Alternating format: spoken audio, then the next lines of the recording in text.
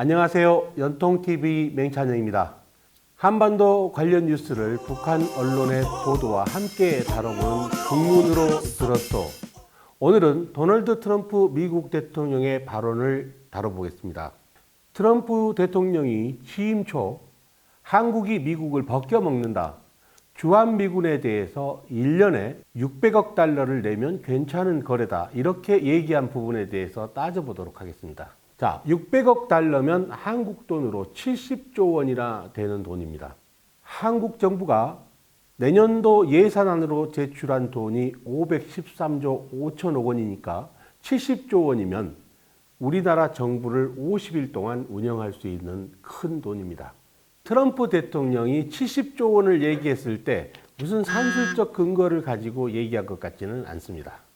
왜냐하면 미국 정부가 2020년도 방위비 분담금으로 한국 정부에 요구한 금액이 약 50억 달러로 우리 돈으로 6조 원에 달하는데 이조차도 올해에 비해서 무려 4배 이상이나 많고 터무니없이 많다는 비판을 받고 있기 때문입니다. 자, 주한미군의 역사를 보면 1945년 해방 직후에 우리 땅에 약 7만 7천 명의 주한미군이 있었습니다. 그러다가 한국전쟁 직후인 1953년 말에 32만 5천 명이 주둔했고 다시 1955년에 8만 5천 명으로 급감한 뒤에 지금은 점점 줄어서 2만 8,500명이 남아 있습니다. 그런데 미군의 주둔 비용을 처음부터 한국 정부가 부담했던 것이 아닙니다. 처음에는 우리 한국은 기지 정도만 제공했고, 그러니까 땅이죠. 땅만 제공했고 나머지 주둔 비용은 다 미국 정부가 부담했습니다. 그러던 것이 한국도 경제력이 성장해서 먹고 살만 해지고 미국은 미국대로 국방비 때문에 재정 적자가 늘어난다는 내부 비판이 있자 한국 정부에 방위비 분담금을 내달라고 꾸준히 요구를 해왔습니다. 우리 정부는 미국의 요청을 받아들여서 1989년부터 한미 연합 방위력 증강을 위한 전투시설부터 지원을 시작해서 1991년부터 본격적으로 방위비 분담금을 주기 시작했습니다. 한국 정부가 내는 분담금은 크게 4가지로 사용이 됩니다. 먼저 주한미군이 고용하는 한국인의 급여 지원비, 그리고 군사시설 건설비, 연합방위력 증강 사업비, 마지막으로 군수 지원비, 이렇게 4가지입니다. 첫 해인 1991년에는 1,100억 원이었다가 올해 2019년에는 1조 389억 원이니까 산술적으로만 따지면 10배 가까이 늘어난 겁니다. 1991년에는 주한미군 규모가 3만 6천 명이었습니다. 그런데 올해는 2만 8,500명이니까 1인당 증가폭을 따지면 훨씬 큰 거죠. 자, 주한미군 방위비 분담금은 어떻게 책정될까요? 주한미군 방위비 분담에 관한 특별협정이라는 게 있습니다. 영어로 줄여서 SMA라고 하는데요. 이 협정에 따르면 연간 4% 이내에 소비자 물가지수를 반영해서 인상하도록 그렇게 돼 있습니다. 그러니까 미국 정부가 우리한테 내년에 방위비 분담금을 무려 4배 이상 올려달라고 하는 것은 협정의 범위를 넘어서는 겁니다.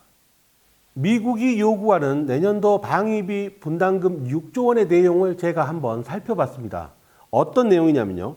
주한미군의 인건비, 그리고 미국 국적의 군무원의 인건비, 미군 가족을 위한 지원 비용이 다 포함되어 있습니다. 그래서 이걸 다 우리 정부가 부담하면 주한미군은 사실상 한국의 용병이 되는 셈이어서 한미 동맹의 근본 취지에 맞지 않는다는 지적이 나오고 있습니다.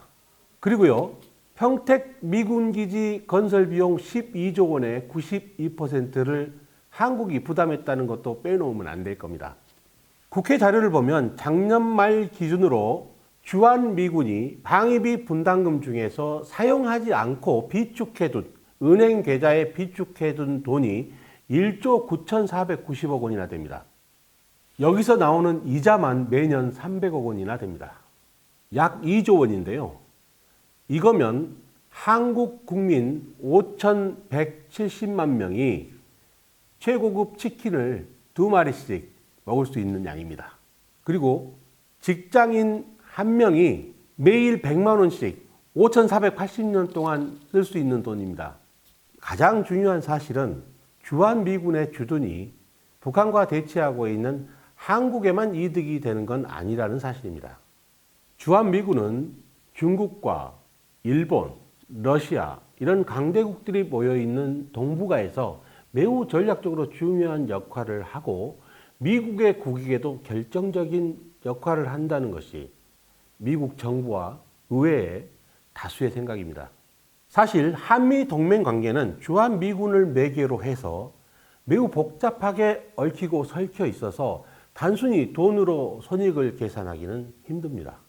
그래서 미국이 주한미군 분담금 협상에서 한국을 강하게 압박하는 이유는 현재 38,000명이 주둔하고 있는 독일과의 분담금 협상에서 유리한 고지를 차지하기 위한 포석이다. 이런 해석도 있습니다. 한미 양국이 방위비 분담금 문제로 옥신각신하자 북한 매체 메아리는 지난 29일 이렇게 보도했습니다. 미국은 남조선을 방위해준다는 미명하에 세계 제패 전략 실현을 위한 정치 군사적 이득을 얻고 있을 뿐만 아니라 돈주머니까지 불룩하게 채우고 있다.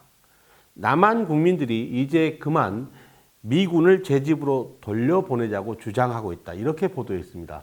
한미 간 갈등이 불거진 틈을 타서 북한이 때맞춰 목소리를 높인 겁니다. 그러니 한미 양국이 합리적인 대화를 통해서 조속히 협상을 타결짓고 갈등을 봉합하는 게 좋겠습니다. 오늘은 여기까지입니다. 연통TV 매찬영입니다.